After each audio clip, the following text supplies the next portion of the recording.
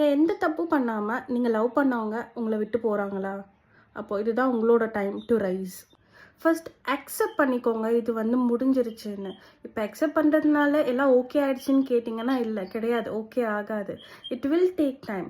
But நீங்கள் accept பண்ணிட்டீங்கன்னா நீங்கள் ஹீல் ஆக ஆரம்பிச்சிட்டிங்க. உங்களுக்கு அழணும்னு தோணுச்சுன்னா அழுந்துருங்க. மூவ் ஆன் ஆகணும்னு ரொம்ப ரஷ் பண்ணாதீங்க. அப்படி ரஷ் பண்ணிங்கன்னா நீங்கள் ஃபஸ்ட்டு எங்கே இருந்தீங்களோ அதே இடத்துக்கு வந்துடுவீங்க. உங்களால் கடைசி வரைக்கும் மூவ் ஆன் ஆக முடியாது. அவங்கள எல்லா சோஷியல் மீடியாலையும் அன்ஃபாலோ பண்ணுங்க. ஆப்வியஸ்லி பிளாக் பண்ணிடுவாங்க.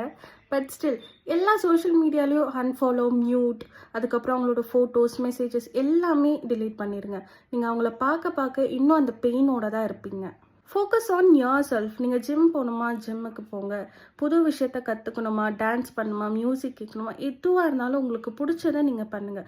ஃபர்ஸ்ட் உங்களை நீங்கள் செல்ஃப் கேர் பண்ணிக்கோங்க. அண்ட் மெயினாக பிலீவ் இன் நியூ பிகினிங். ஒருத்தவங்க உங்களை விட்டு போயிட்டாங்க அப்படிங்கிறதுக்காக அவங்களே நினச்சிட்டு இருக்கணும்னு அவசியமே கிடையாது. அவங்க வந்து ஹாப்பியாக இருப்பாங்க. ஸோ உங்களுக்குன்னு ஒரு நியூ சாப்டர் ஆரம்பிக்கும் with someone so much better. So believe in your self. Thank you. And மறக்காமல் சப்ஸ்கிரைப் பண்ணிக்கோங்க.